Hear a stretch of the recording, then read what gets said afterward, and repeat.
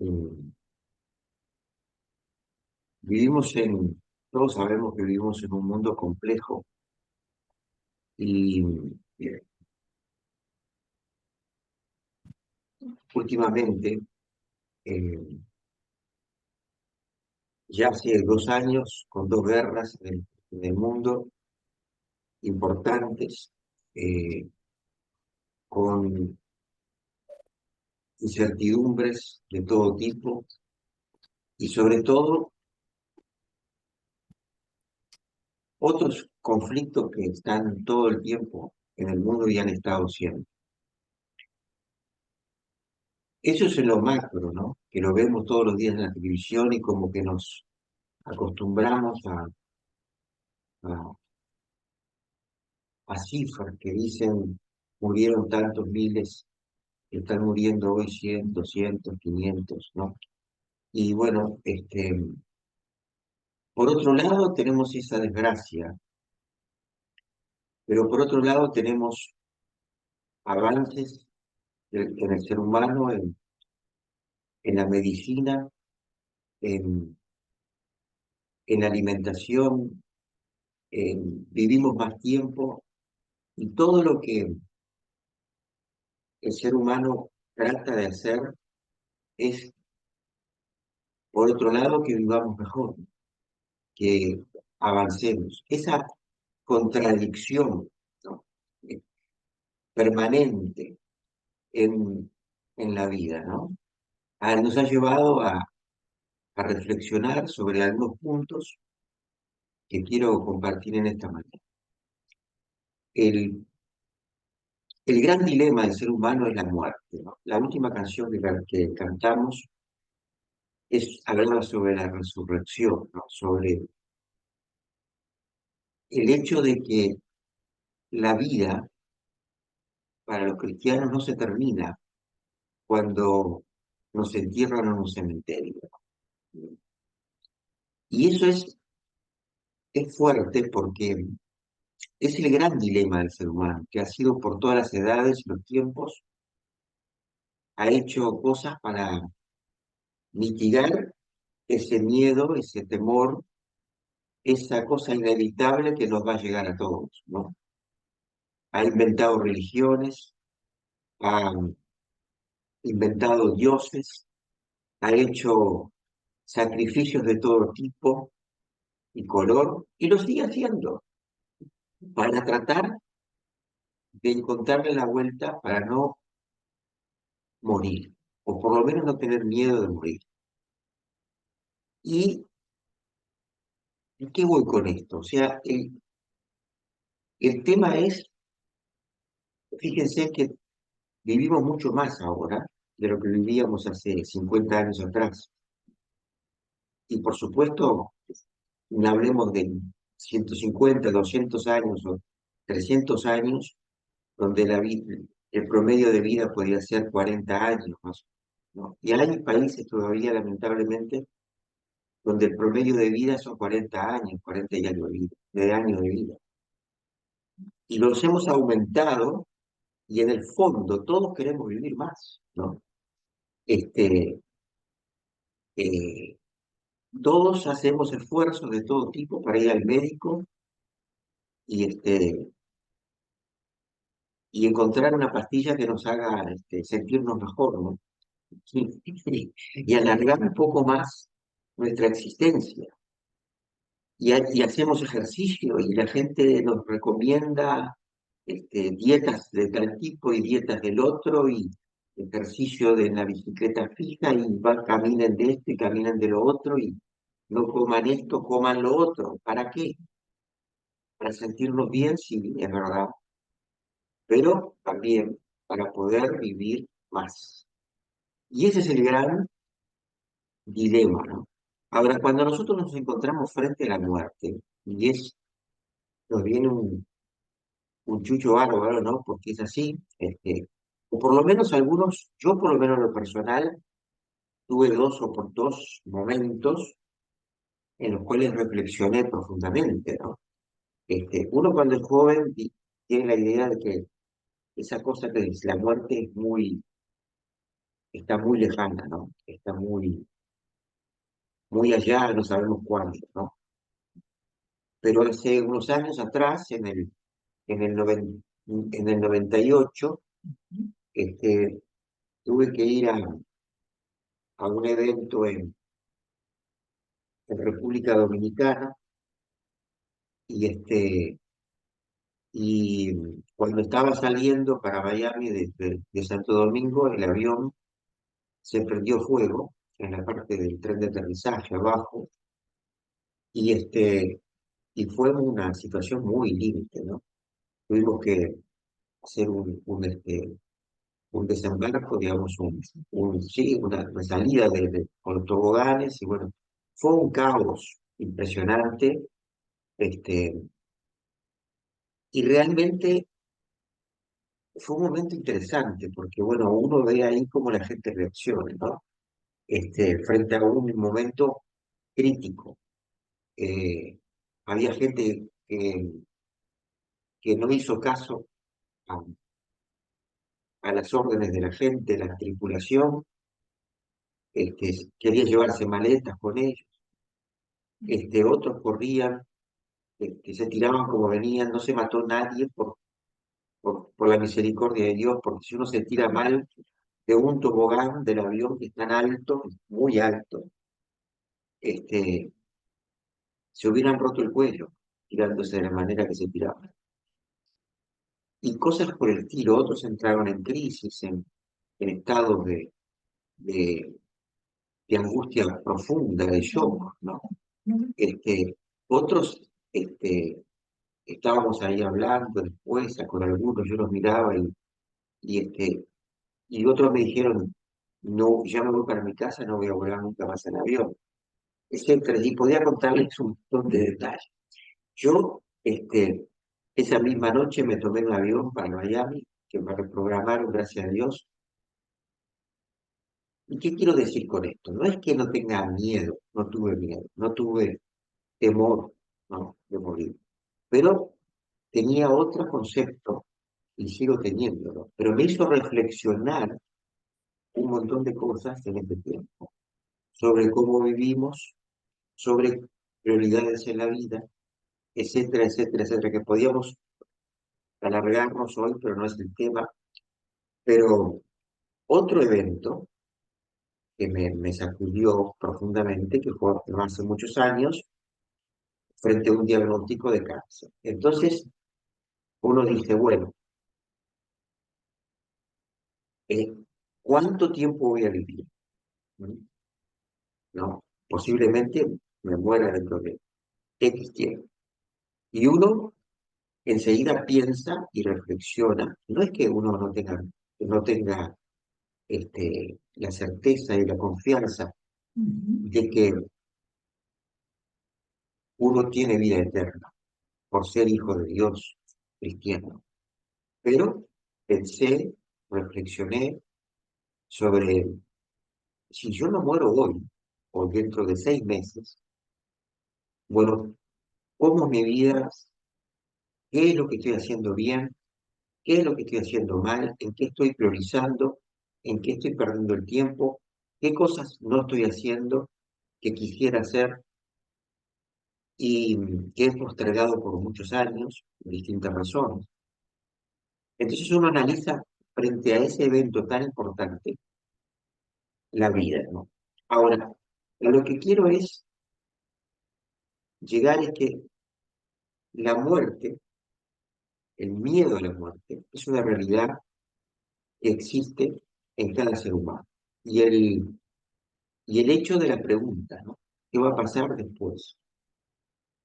Y los que hemos ido a muchos entierros por nuestra edad, tanto de cristianos como de no cristianos, hemos visto el dolor y el sufrimiento, el hecho de la separación que eso significa. Pero los que somos cristianos, los que somos hijos de Dios, tenemos la certeza y la convicción de que es una separación transitoria, porque somos eternos.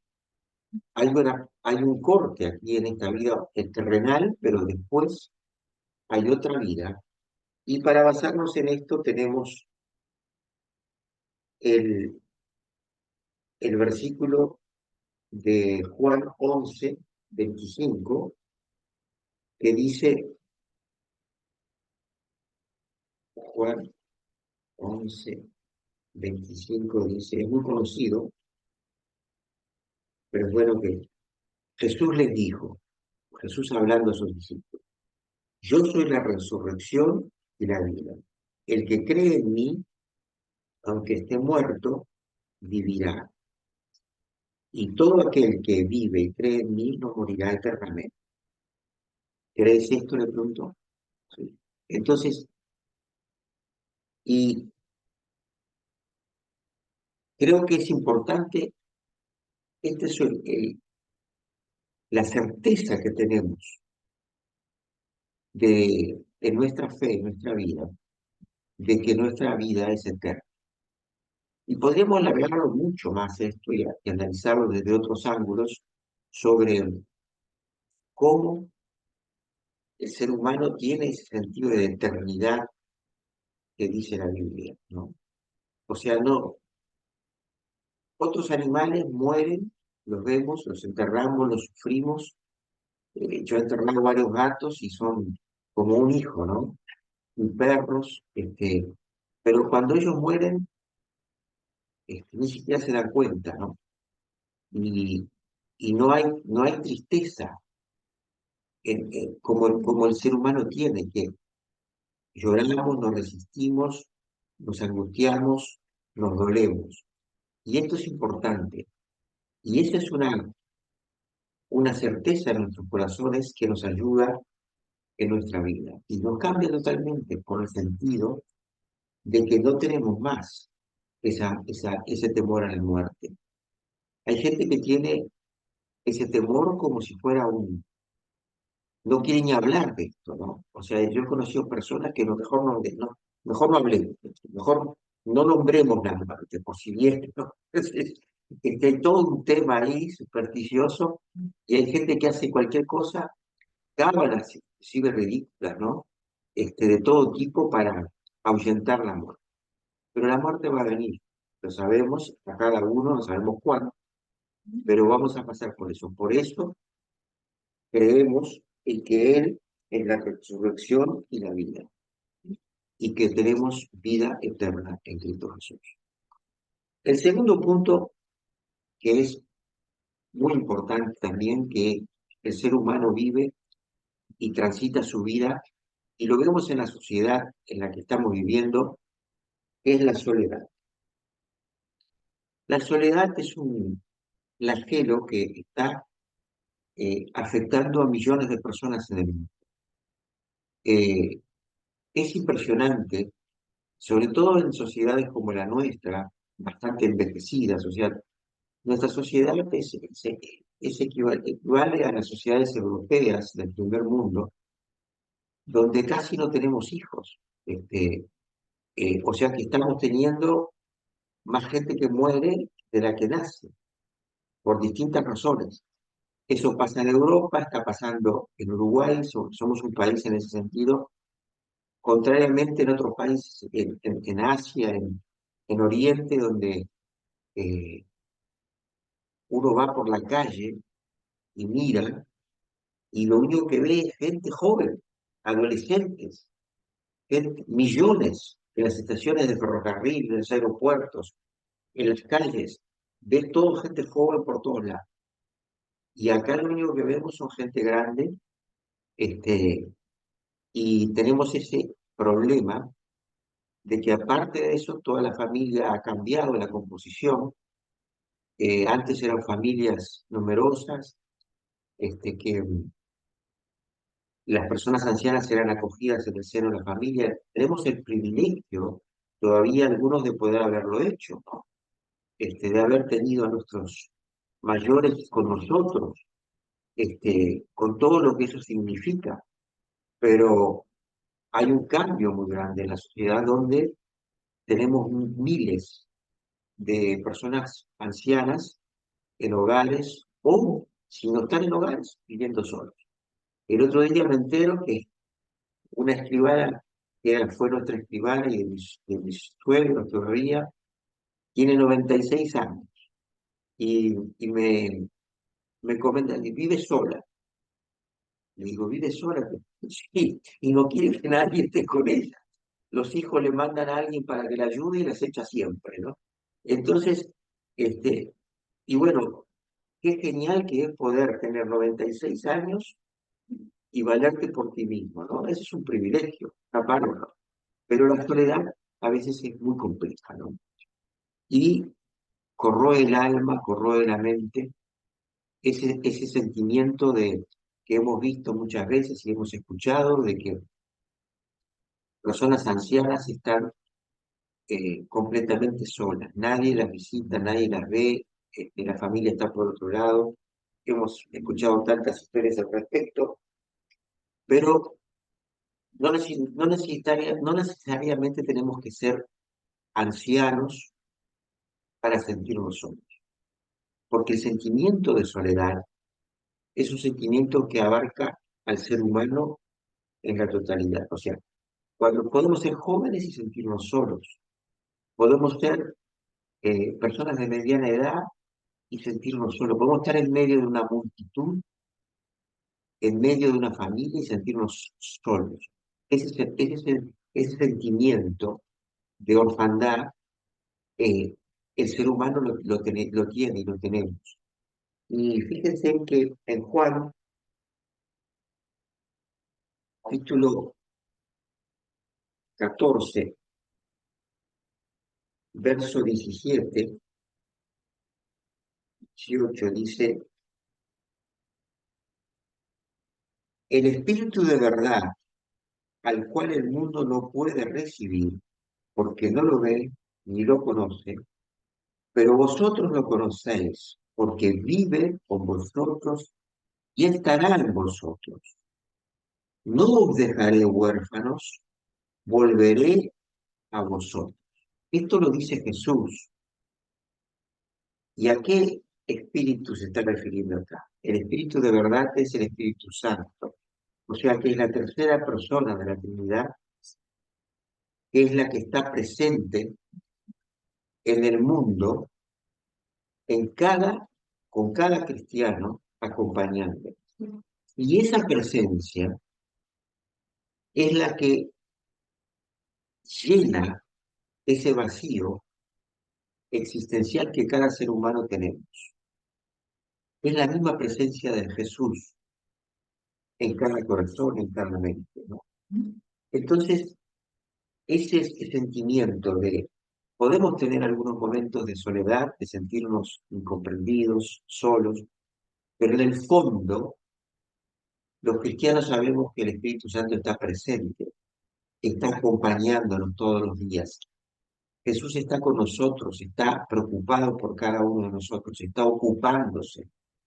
Y podemos dirigirnos a Él y podemos sentir esa compañía en la cual echa fuera el temor, echa fuera la preocupación y el sentimiento de soledad. Y qué importante es esto, ¿no?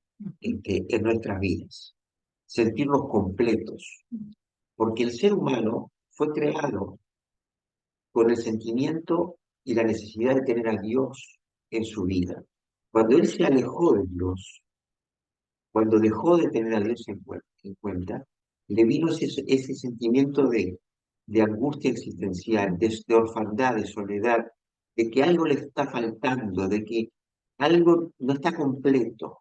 Bueno, eso es la presencia de Dios en la vida de cada uno de nosotros que completa esa parte que el ser humano le falta.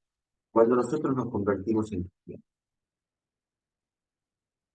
Luego hay un punto muy importante que es en el dilema del hombre, que es la libertad. La libertad. O sea que la libertad es el gran problema del ser humano. ¿Por qué? Porque nosotros fuimos hechos, creados con libre albedrío, con la libertad de decidir. Dios fue tan ético en la creación, tan cuidadoso, que hizo a esta criatura y le dio la autonomía, el libre albedrío que llama la Biblia, el poder decidir, aún decidir rechazar a Dios al Creador. Eso es magnífico, es tan difícil a veces de entenderlo, ¿no? Pero tenemos esa libertad. Ahora, el dilema es que, ¿cómo usamos esa libertad en nuestra vida? Y vemos nosotros, si hablamos en lo macro, tenemos sociedades con un cierto nivel de libertad y tenemos sociedades sin libertad y tenemos sociedades con media libertad y tenemos sociedades recontra controladas con todo tipo de dispositivos tecnológicos en este momento. Eh, Cuando viajamos, ahora con solo poner la carita delante de una cámara, tenemos el, la identificación facial, que es todo un gran adelanto, decimos, ¿no? Es un elemento de control mundial impresionante, ¿no? O sea que hay países, por ejemplo, que controlan ciertas áreas de la ciudad para que no haya manifestaciones. Y si hay ciertos opositores que el régimen considera enemigos y gente que no quiere los identificados, cuando se acercan a una plaza, a 5 cuadras de ella, los identifican en las cámaras de identificación facial y ya los detienen antes de que siquiera pisen las 5 cuadras de la plaza, ¿no? Imagínense lo que es esta situación. Ahora, hay una libertad, y podríamos hablar mucho sobre la libertad, los regímenes y lo que los seres humanos consideramos sociedades donde cierta libertad hay, o libertinaje, podríamos decir, bueno, podemos adjetivarlo de distintas maneras. Pero la esencia del problema es interna, es como yo me siento. Y eso lo hemos probado porque hubo cristianos que fueron perseguidos, encarcelados durante años y no les hizo mella, perdieron la libertad física, sí, pero no pudieron con la libertad mental ni con la libertad espiritual de esas personas. No pudieron controlar esa libertad porque es adentro, ¿sí? Cómo nos sentimos cada uno de nosotros. Y ese es otro punto esencial que tenemos en Juan, capítulo 8, verso, también un versículo muy conocido, 32, dice,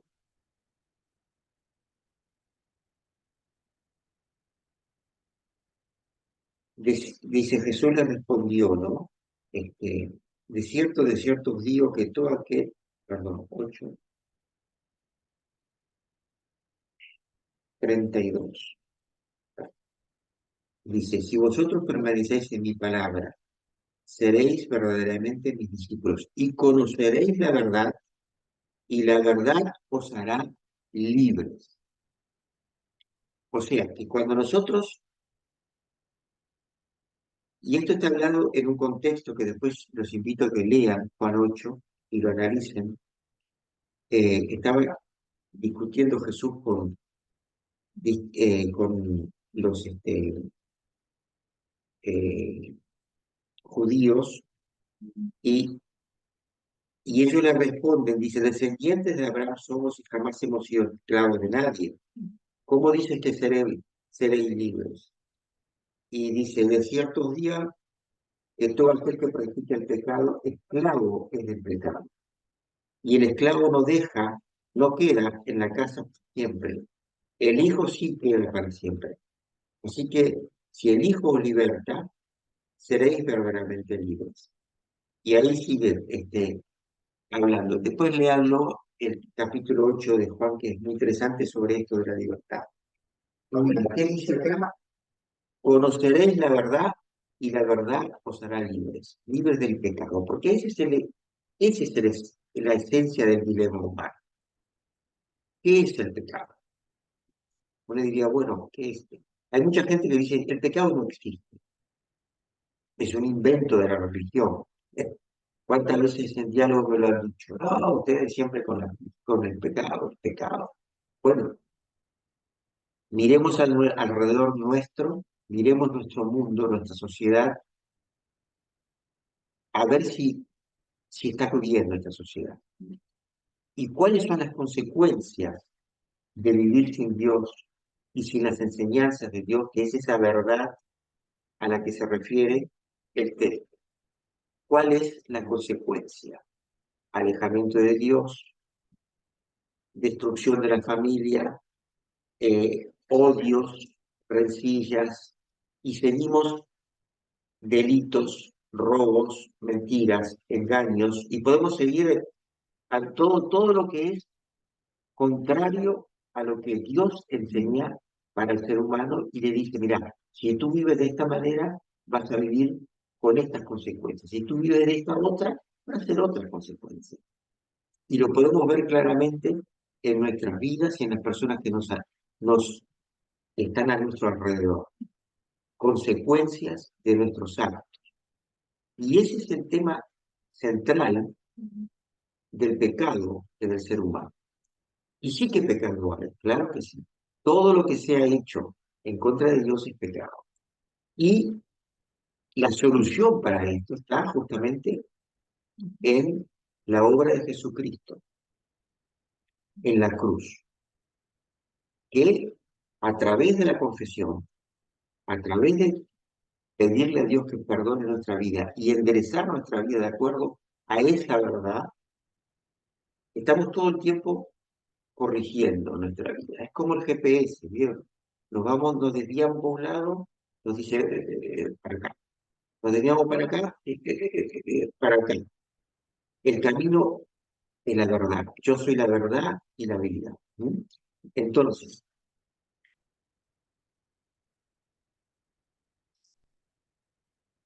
la- sí, sí, Por otro lado, yo estaba pensando, algo que yo escuché a través de muchos años en el estudio, en las conversaciones, era el relativo, la verdad es relativa, tú tienes la tuya, yo tengo la mía, o sea, no existe una sola verdad. Y entonces, esto que José acaba de decir, justamente no se dan cuenta. Bueno, vos tenés tu verdad, pero yo tengo la mía, y entonces o sea, discordamos en eso, no estamos de acuerdo, y no se llega nunca a ningún punto. Hay como un miedo de llegar a un absoluto. La verdad es una sola. tal cual, lo que tú dices, Pablo. Es así. Y lo tenemos todo el tiempo, esa discusión y aunque no haya discusión, la gente te dice, está bien, como somos tolerantes, que es la otra mentira de la sociedad contemporánea, es somos tolerantes, miren qué tolerantes que somos, ¿no? Lo que pasó y está pasando en Israel, en Gaza. Miren qué tolerantes que somos, los seres humanos, y qué solidarios que somos, ¿no? Este, Estoy siendo irónico, por las dudas lo aclaro, ¿no? Pero entonces, esa es tu verdad, yo tengo mi verdad, como decía Pablo recién, pero la síntesis nunca está. La síntesis de esos opuestos no existe, porque no hay absolutos. Entonces, ¿qué pasa? Ese es el gran tema que mucha gente no entiende del cristianismo, que es un absoluto, Dios un absoluto, la verdad es un absoluto. ¿Quién gobierna nuestras vidas? O por lo menos tratamos de que gobierne nuestras vidas.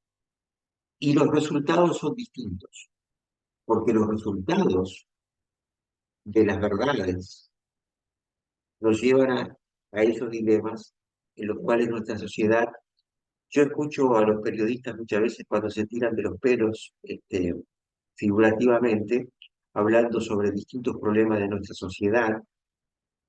Por ejemplo, hablan del problema de la gente joven, de la delincuencia, del narco, de yo qué sé, tanta cosa que... Y bueno, cuando uno llega a la conclusión, ellos mismos llegan, a alguna parte, dicen, bueno, el tema es la familia. Bueno, ahí, llegamos a la familia, pero hemos minado la familia, la hemos destruido con otros conceptos de familia y no como un concepto importante que la familia es la base de la sociedad. ¿Y qué tipo de familia? Bueno, y ahí entramos en otro tema, y entonces tenemos las consecuencias de nuestros actos. Y bueno, siempre estamos a tiempo para revertir y volcarnos a esa verdad. Y bueno, y finalmente quería pasar al último punto, que es la falta de sentido en la vida. Hay gente que existe, ¿no?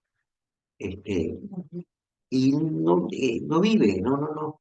Simplemente existe y ve cómo pasa la vida frente a ellos. Están sentados allí contemplando y mirando, no participan porque no tienen sentido en la vida. O sea que o están muy amargados, muy dolidos, se han frustrado de tal manera que no, ya probé, dice, no quiero más nada. Lo he visto mucho en temas de parejas, ¿no? Ya pasé por esto gracias a otra cosa, ¿no? Y, y así podemos enumerar muchas experiencias que hemos tenido los seres humanos negativas, pero el sentido, la falta de sentido en la vida, la llenamos de otras maneras, ¿no? Entonces, tenemos el consumo más alto de alcohol uno de los consumos más altos de alcohol en el mundo, Uruguay. Este, somos uno de los consumidores, somos el consumidor más grande de whisky de América Latina y del mundo andamos ahí, ¿eh? Entonces, imagínense ustedes, ¿no? Este, por supuesto, hay un montón de medicamentos que se consumen de una manera brutal y, y podríamos seguir enumerando cosas que utilizamos como, digamos, sustitutos para llenar nuestra vida o darle algún tipo de sentido, tratando de acomodar nuestras piezas desencajonadas. Y es trágico los resultados que tenemos, porque no alcanza con eso. Entonces encontramos gente con un nivel tan profundo de enfermedades psiquiátricas que fíjense que ahora empezamos hace unos años atrás a hablar sobre los niveles de pandemia que tenemos, por ejemplo, en las depresiones, en las angustias.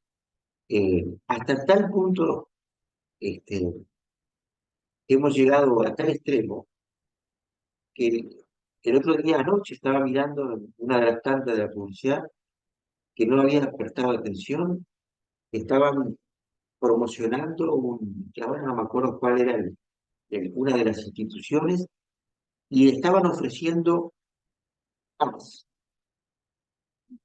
Los creativos son unos magos, son magníficos. Presentaron la idea de que si vas a esa institución y te atienden los especialistas, vas a encontrar paz en tu vida, ¿no? Bueno, puede ser que encuentres algo de paz, pero la verdad que son unos magos los creativos. Este, si fuera tan fácil, el mundo sería distinto, ¿no? Ahora, ¿qué creemos los cristianos? ¿Qué pensamos? Y en Juan 14:6, sobre este punto, eh, Jesús dijo una declaración clave en nuestra fe. Dice, yo soy el camino, la verdad y la vida. Nadie viene al Padre si no es por mí. Y fíjense en acá qué clave es esto para poder entender y encontrarle sentido a la vida. Jesús es nuestro sentido, es el camino, es la senda por la cual podemos transitar y sabemos que el camino tiene un final, que es en esta tierra, que nos da la seguridad, como habíamos dicho antes, que era la vida eterna. No es solamente para acá, no es una filosofía de autoayuda en la cual hacemos o hacemos ¿no? Y entonces nos sentimos un poco mejor, sino que nos da la certeza de ese camino a dónde vamos. ¿Y cómo vamos por ese camino? Lo vamos a transitar en base a qué? A la verdad, no una verdad o varias verdades, o ni siquiera tenemos ni idea de lo que estamos diciendo, simplemente existimos y no sabemos hacia dónde vamos. Y la vida, como, como esencia, la vivimos con toda la plenitud al tener la verdad y al saber hacia dónde vamos. Y entonces cobra sentido todo lo que hacemos, todo cómo vivimos, y tenemos la tranquilidad y la paz. Ahí viene el resultado de la paz verdadera en nuestros corazones y la esperanza, que es el final de lo que tenemos en nuestra vida. Esta sociedad en la que vivimos no tiene esperanza. Mucha gente vive sin esperanza. Dice, no, ni siquiera se le pasa por la cabeza muchas veces. ¿Qué esperanza de qué? Si está todo yo estoy jugado, dice mucha gente. Ya tengo tanta edad, ya estoy jugado, ya estoy en otra. Por favor, no importa la edad que tengamos, tenemos vida. Y Jesús dice, yo vine para que tengan vida y la tengan en abundancia. No una vidita, no una caricatura, sino una vida en abundancia. Y depende de nosotros, depende de cada uno de nosotros que tengamos esta certeza en nuestros corazones. Y no importa si cuánto tiempo tengamos, qué edad tengamos, cuántos años de cristiano tenemos, esto lo tenemos que repasar siempre y volver a pensarlo y ponerlo en práctica en nuestra vida. ¿Y para qué? Podemos preguntarnos, ¿para qué vivimos? Para qué Dios nos tiene acá, ¿no? Eh, ¿Para qué? Para hacer sal y luz, dijo Jesús. ¿Para qué? Para darle sentido, gusto, placer. Yo sé que la sal en abundancia se va. A mí me gusta comer comidas con gusto. Y la vida tiene gusto. Es hermoso vivirla, es hermoso disfrutarla, pero con parámetros que tenga sentido. Y eso nosotros somos la sal que le damos ese sentido a través de nuestras buenas obras, de nuestro amor al prójimo, de nuestras preocupaciones por los demás y por ser cada día mejores, de acuerdo a los parámetros de Dios. Y las- la, la luz. Este es un mundo de tinieblas. Todo está a media luz o en oscuridad total. Entonces necesitamos luz, alumbrar, dar esperanzas, mostrar que hay otra vida, hay otro tipo de entender la vida. Bueno, vamos a parar por acá, que voy a orar antes de finalizar, que el Señor nos dé sabiduría para pensar en estas cosas y ponerlas en práctica alrededor de nuestra mente, en la gente que nos rodea, pensar en nuestra familia, pensar en nuestros hijos, en nuestros nietos, en los que están alrededor nuestro, que necesitan desesperadamente encontrarle sentido a la vida, librarse de los temores, de las angustias y tener una nueva vida. Padre, gracias por tu palabra, Señor, gracias porque a través de ella nos corriges, nos enseñas, nos das ánimo, fuerzas, esperanza para vivir en este medio que nos toca vivir. Gracias porque somos tus hijos. Danos fuerzas, valentía, Señor, para proclamarlo, para compartirlo, para hacer esa sal y esa luz en este mundo, Señor. Bendice la vida de cada uno de nuestros hermanos, Señor. Tú conoces cada necesidad, cada angustia, cada preocupación. Obra en cada vida, Señor. Te lo pedimos en el nombre de Cristo Jesús y te damos gracias. Amén, Señor. Amén.